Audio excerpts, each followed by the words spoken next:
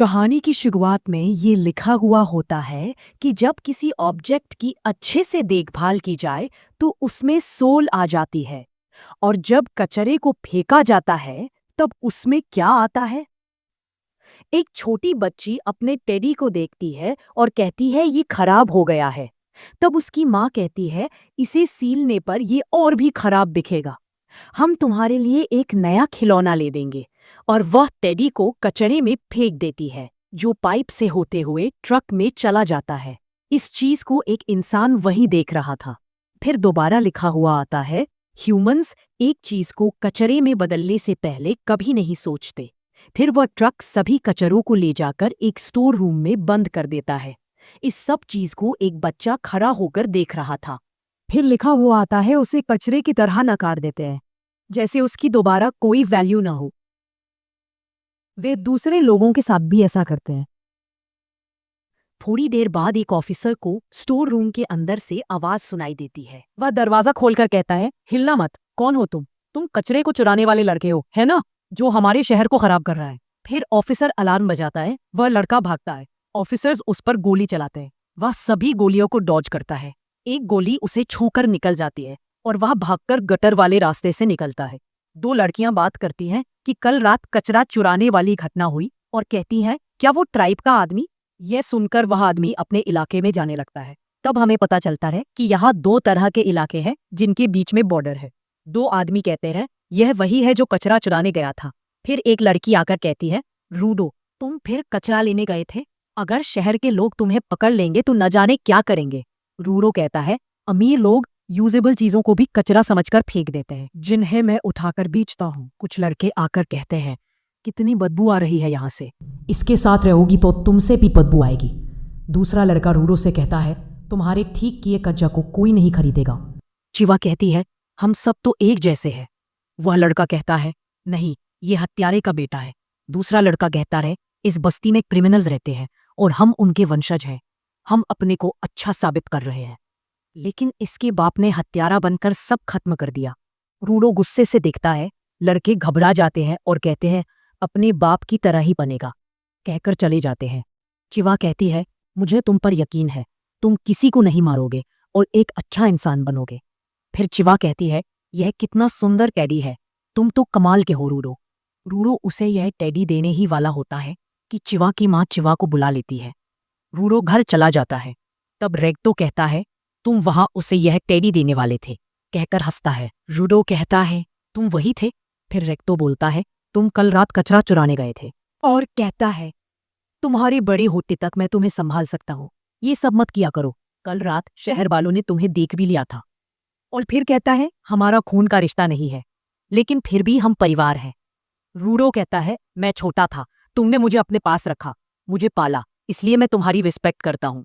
फिर रेक्टो हाँ, तुम चिवा के साथ भी ऐसे ही रहना। रेक्टो रूडो के हाथ पर चोट देख लेता है और कहता है अपने ग्लव्स उतारो, मैं बैंडेज कर देता हूँ। रूडो के हाथ में निशान थे जो उसके डैड की वजह से हुए थे। रेक्टो बताता है जो क्राइम करता है उसे इस गड्ढे में फेंक दिया जाता है, ये शहर का नियम है। तुम्हारे पिता के साथ भी ऐसा ही हुआ था। रूडो जब बच्चा था तब उसके काले हाथों को लोग देखते थे। रूडो बहुत दर्द से गुजरा है। वो ग्लव्स रूडो को रेक्टो ने ही दिए थे, जिससे रूडो का दर्द कम हुआ। दोबारा रेक्टो रूडो को कहता है तुम चीवा से अपने दिल की बात कहो, नहीं तो देर हो जाएगी। कल टेडी को देते वक्त उसके गाल पर किस भी करना। इन सब बातों को वही बंदा सुन रहा था जिसे हमें स्टार्टिंग में दिखाया गया था। रेक्टो रूडो को हंसने की प्रैक्टिस कराता है। रूडो सोचता है चीवा अभी घर में होगी तो मैं उसे टेडी दे आता हूँ। फिर रूडो घर से बाहर जाता है। गड्ढे के पास कुछ लोग एक आदमी को गड्ढे में डालते रहते हैं। फिर रूडो कचरे के गड्ढे के बारे में सोचता है कि जो क्राइम करते हैं उन्हें गड्ढे में फेंक दिया जाता है। मेरे डैड के साथ वहां क्या हुआ होगा। अचानक से चीवा आकर कहती है तुम यहाँ क्या कर रहे हो रूडो। चीवा कहती है उन्होंने स्लम को शहर के किनारे में बनाया है ताकि जो क्राइम करे उन्हें स्लम के लोग गड्ढे में फेंक सके। हम सभी को लोगों को गड्ढे में फेंकते हुए देखना पड़ता है, हम चाहे या न चाहे। फिर चीवा कहती है मैं तुम्हें गड्ढे में नहीं देखना चाहती तो तुम जोखिम वाले काम मत किया करो। रूडो कहता है रेक्टो भी यही कहता है। चीवा कहती है क्योंकि वो भी तुमसे प्यार करते रहे। रूडो शौक होकर कहता है वो भी। चिवा शर्मा जाती है। फिर रूडो कहता है, ये टेडी तुम्हारे साथ खुश रहेगा, इसे रख लो। चीवा टेडी रख लेती है। रूडो दौड़ते दौड़ते रेगुतो को बताने जाता है। रूडो दरवाजा खोलता है और देखता है कि रेगुतो जमीन पर गिरा पड़ा है। रूडो सामने दौड़ता है कि दूसरा आदमी रूडो की पिटाई करके बैठा देता है और एक बुक उठाकर जाने लगता है। रेगुतो पर चाकू से हमला हुआ था। वह पूरी तरह से जख्मी था। रेगुतो रूडो को भाग जाने और दुनिया के घटिया नियमों को बदलने को कहकर मर जाता है। ऑफिसर्स रूडो को मर्डर के जुर्म में पकड़ लेते हैं। रूडो बताता है कि जिसने रेगुतो का मर्डर किया है वो भाग गया है, लेकिन ऑफिसर्स रूडो के कपड़ों पर खून देखकर उसे मर्डरर समझते हैं। ऑफिसर्स रूडो की एक नहीं सुनते। बाहर लोगों की भीड़ जमा हो गई थी। चीवा कहती है, रूडो ने सच में मर्डर किया। रूडो को कचरा चुराने और क्राइम करने की वजह से गड्ढे में डालने के लिए लटका दिया जाता है। सभी लोग चिल्लाते हैं, कातिल को फेंक दो। एक बुजुर्ग कहता है, तुम्हें जमीन पर रहने के लायक नहीं हो, तुम्हें मौत की सजा मिलनी चाहिए। और सभी लोग कचरे को गड्ढे में डालो कहते हैं। रूडो कहता है, चीवा तुम्हें रेगुतो के कातिल को ढूंढना होगा। चीवा कहती है, मैंने तुम पर भरोसा किया था, लेकिन तुम कातिल के बेटे निकले, और टेडी को छोड़कर चली जाती है।